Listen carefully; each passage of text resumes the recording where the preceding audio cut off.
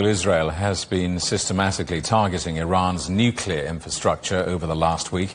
It's prompted fears of a strike on Iran's only operating nuclear power plant at Bushehr. Russia is warning that it could trigger a catastrophic effect like Chernobyl. Paul Dorfman is the founder of the nuclear consulting group. Paul, welcome. Good to see you. When you hear these words, Israel systematically targeting Iran's nuclear infrastructure, just how worried should we be?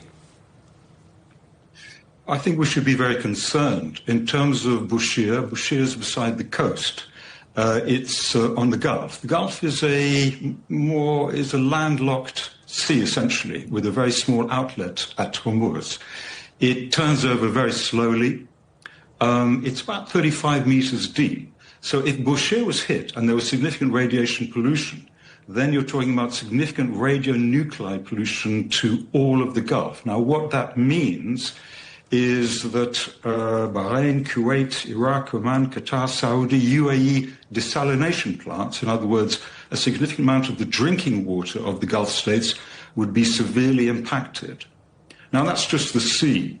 In terms of the land, we know that the IR-6 Iranian centrifuges have created about 440 kilograms of 60% highly enriched uranium, which is, quite a nasty piece of kit. We know that it's in Natanz and in Fordo. Now, Natanz is about 8 meters below hard rock. Fordo is about 80 to 90 meters deep. And as you know, it can only be hit by US bunker-busting bombs, the GBU-57B bomb. 14 tons, 6 meters long, can only be launched by US B-2 bombers. Now, those bombs have about a penetration of about 61 meters, so they couldn't actually get into Natanz. Now, if that happens, then what next? Tactical nuclear weapon? It's a pretty stark story that you lay out, so the obvious question then, what might the possible intervention of the United States in this conflict mean for those possible nuclear dangers that you very clearly set out? Well, pre-2019, the JPOA, which was the multi-state agreement that the US, Obama, and Iran signed to limit Iran's nuclear military capacity, Iran had about 150 kilograms of uranium enriched to about 3.7%, which is the number that you need to power a civil nuclear reactor. In other words, non-military. Now, when Trump pulled out, then we know what happens since then. So the question is, can you bomb your way out of nuclear proliferation? One of the answers is that both the centrifuges and the 440 kilogram enriched to 60% can be moved.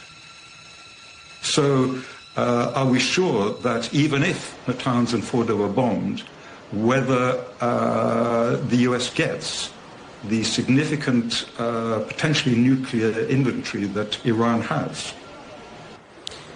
What does this mean in layman's terms for the individual living in that region?